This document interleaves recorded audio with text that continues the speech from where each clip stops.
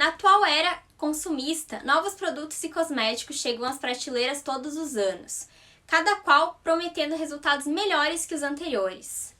Por mais diferentes que sejam, apresentam um fator em comum: são testados em animais. Tanto no Brasil como em outros países, ratos, camundongos, coelhos e porquinhos da Índia são utilizados como cobaias, sendo expostos a testes que não somente os causam dor, como em casos mais extremos ameaçam as suas vidas. São vistos como objetos cujo único propósito é servir a vida humana, sendo descartados quando não são mais capazes de cumprir com este papel. E foi somente alguns anos atrás, com o surgimento da bioética, que essa crueldade entrou em pauta, questionando-se a credibilidade da comunidade científica ao realizar tais experimentos. Com todo o avanço tecnológico que a humanidade alcançou ao longo dos séculos, seria mesmo necessário expor seres inocentes à dor quando outras alternativas poderiam ser desenvolvidas? Poderia-se considerar isso progresso quando feito à custa da vida de outros?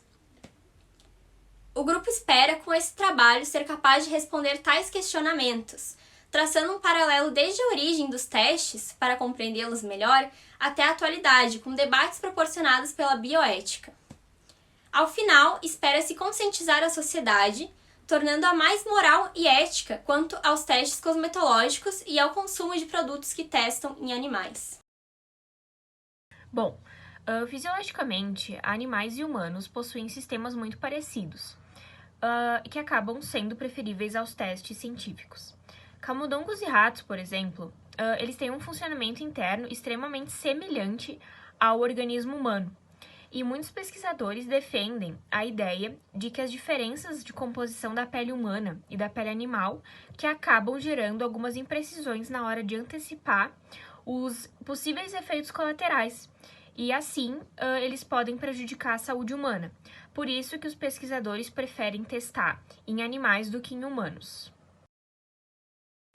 Desde a antiguidade, na Grécia Antiga, a utilização de animais como objeto de estudo já era uma atividade muito praticada.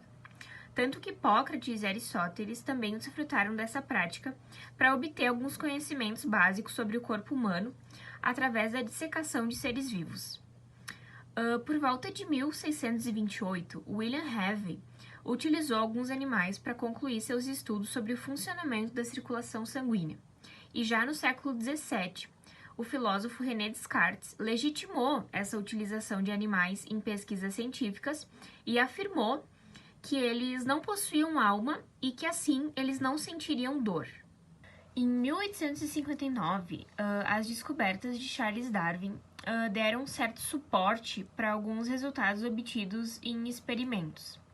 Claude Bernard, ele fundamentou a utilização de espécies em pesquisas e utilizou o argumento de que seria estranho reconhecer o direito de usar os animais para o consumo e para a alimentação e acabar proibindo o uso de animais para o progresso da ciência.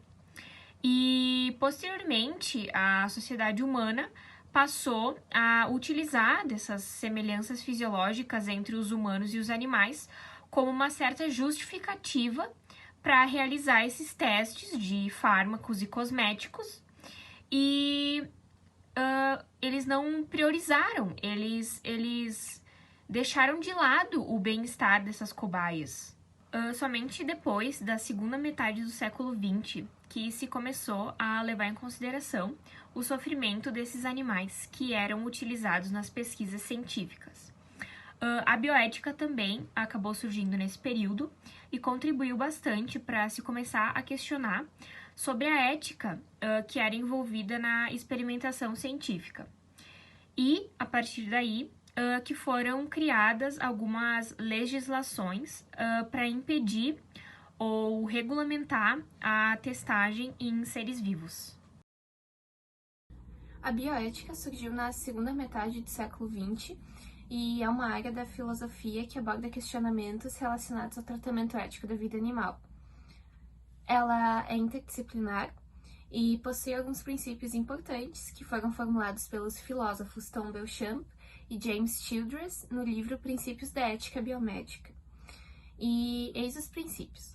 O primeiro é o princípio da não maleficência, no qual o paciente ou a cobaia nunca podem ser prejudicados. Há algumas exceções, pois algum tratamento pode ter algum prejuízo, mas no fim vai ter um benefício maior. Depois tem o princípio da beneficência, em que profissionais de saúde e pesquisadores que usam a vida em pesquisas devem ser utilitaristas. O princípio da autonomia, no qual todo paciente deve decidir se aceita ou não algum tratamento. E o princípio da justiça, que uma ação deve ser justa para que qualquer tratamento da vida seja ético. Como mencionado anteriormente, os testes em animais demoraram para serem vistos sob uma perspectiva mais problemática, tanto que foi somente no ano de 1979 que a primeira lei que os regrava entrou em vigor no Brasil. Ela determinava que os testes eram permitidos com a condição de que os animais não estivessem sob maus tratos. Foi, porém, no ano de 2008 que o político brasileiro Sérgio Arouca propôs um novo projeto de lei que visava considerar conceitos mais éticos e morais quanto à saúde dos animais. Esse projeto entrou em vigor e ficou conhecido como Lei Arouca, existindo até hoje. Em comparação a outras nações, o Brasil é considerado um país atrasado, que demorou a adotar medidas protetivas em relação aos seus animais. Porém, nos últimos anos, ele vem compensando, desenvolvendo medidas alternativas aos testes de experimentação cosmetológica.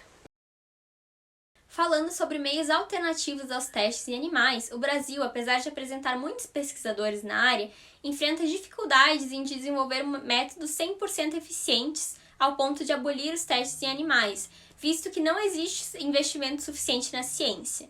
Porém, uma pesquisadora da USP foi capaz de desenvolver um modelo conhecido como pele em 3D, que a partir de amostras de pele retiradas de cirurgias plásticas, recria por meio da impressão um protótipo da pele, porém com apenas 2 tecidos, sendo semelhante o suficiente à pele real ao ponto de ser utilizada nos testes de irritabilidade dos cosméticos. Ainda nesse quesito, o PETA, Pessoas pelo Tratamento Ético dos Animais, é uma organização ambiental não governamental que conta com mais de 2 milhões de membros, dedicada exclusivamente a promover a educação sobre o assunto, a busca de meios alternativos, o resgate de animais e elaborar protestos relacionados ao tema.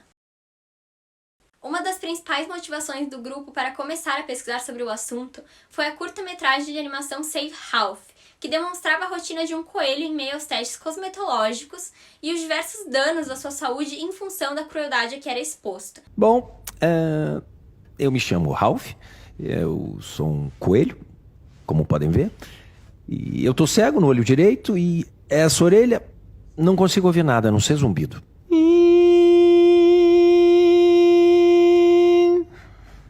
Irritante, né? A campanha tinha o objetivo de promover o combate aos testes em animais e ganhou atenção global, conscientizando cada vez mais pessoas sobre a causa de uma maneira inesperada e original. Ao realizar este trabalho, conclui-se que a utilização de animais em experimentos científicos na área cosmética pode ser sim substituída por meios alternativos extremamente eficazes, como a impressão de pele em 3D, pois de nada adianta ter uma revolução científica tecnológica se ela não respeitar os princípios bioéticos. Além disso, cada um deve fazer a sua parte, evitando comprar produtos que tenham sido testados em animais, contribuindo assim para evitar que seres vivos sofram de uma maneira desnecessária.